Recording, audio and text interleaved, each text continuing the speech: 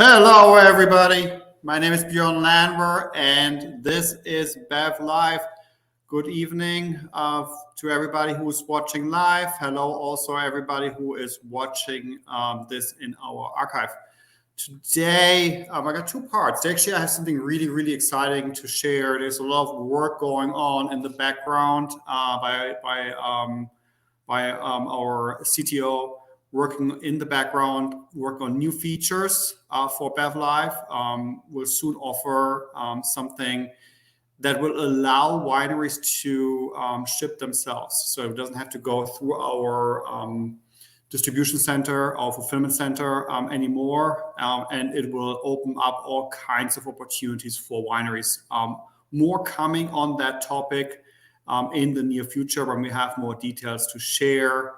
But I just couldn't resist and had to just share a little bit. Just kind of a little teaser, see what's coming up.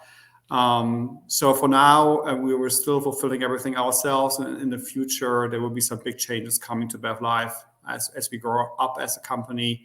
We always want to look for different opportunities for our partner wineries, and this is going to be a big one. It will also allow consumers like yourselves who are watching to have access to some really cool and exciting wines. So can't wait to share more details on that, and I think it's going to be pretty awesome. So today we are going to talk about another varietal that we want to focus on, and it is Sauvignon Blanc, wine usually not talked about too much in the winter. It's one of those wines that you really enjoy in the summer when it's warm outside. It's like those who enjoy a nice beer and who doesn't. In the summer, it's one of those wines that just goes perfectly when it gets a little bit warmer. The wines are refreshing. They're usually fairly low alcohol, high acidity. Sauvignon Blanc is amazing. But it's the winter, and we can't just drink specific wines in the summer. We also enjoy them in the winter. So let's talk about Sauvignon Blanc and where it comes from and who makes it. So originally, Sauvignon Blanc is from France. So much stuff comes from France. France equals wine, and it was basically developed in the Bordeaux region of France. The name of Sauvignon Blanc, if you're ever wondering, comes from the name sauvage, which means wild. And what was happening in the Bordeaux region, these varietals were just growing wildly everywhere. And at some point, they could just check them out and say, well, what is this? And basically, Sauvignon Blanc was discovered. Then the wineries started planting Sauvignon Blanc and making it commercial. And the area that was very well known within France for Sauvignon Blanc within the Bordeaux region is called Sancerre. The issue that Sauvignon Blanc had was that nobody called it Sauvignon Blanc. Everybody called it Sancerre.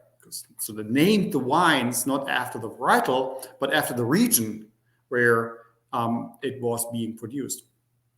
Then Sauvignon Blanc spread across the world, and then sometime in the 80s, it was really started in the Marlborough region of New Zealand. And that's kind of where, if you go to purchase Sauvignon Blanc, you will find a lot of Sauvignon Blanc from New Zealand.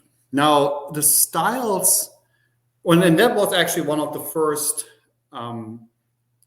areas that really marketed it as Sauvignon Blanc. Marlborough was another term, which is the area, and a lot of people know that area, but they really also didn't just focus on the varietal and made that varietal a household name. Sauvignon Blanc is usually grown in the cooler climates, and what you get through those climates is you keep that acid in the grapes, which makes the wines, like I mentioned before, really refreshing.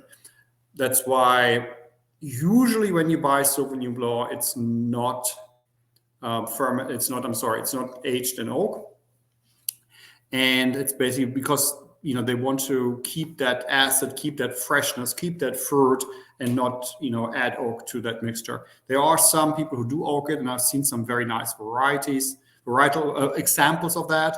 But especially in Napa. But in general, most wines, most Sauvignon Blancs are unoaked. And now you can, with a whole of that success of variety, you can get it in most parts of the world. Sancerre, obviously, is still there. Marlborough, New Zealand.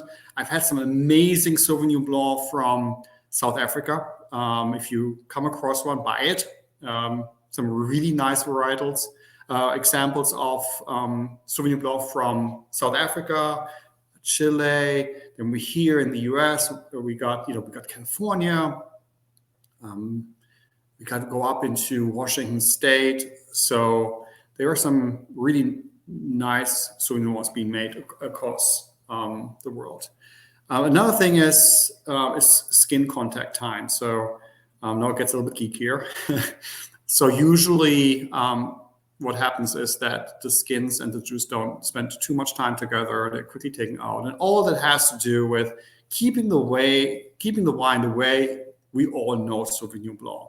We all wanted that, fresh 11.5%, 12% kind of alcohol.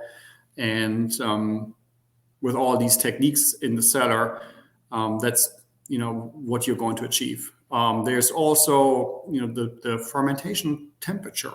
So you can go a little bit higher, you can go a bit lower. And depending on that temperature, you change kind of the style of the wine. So there's a lot of work that can be done in the winery to change the wines from, let's say, that grassy, high acid tone to maybe more on the tropical side. Like in New Zealand, we all know that grassy Sauvignon Blanc, what makes Marlborough so special. But then if you go to parts, let's say here in the US, like in Napa, we're going to get more of those tropical kind of notes. And that is it for Sauvignon Blanc. Like I mentioned at the beginning of the show, we will have some very, very exciting news very soon for all the wineries who are watching. In the meantime, you will see some changes on our website right now. Usually under me, you can buy all the wines. We're working on getting that feedback back there. We work on lots of things right now. You can still buy the wines on the platform whenever you like. So it's all there. So until then, I wish you a fantastic weekend. And I will see you next week. Bye.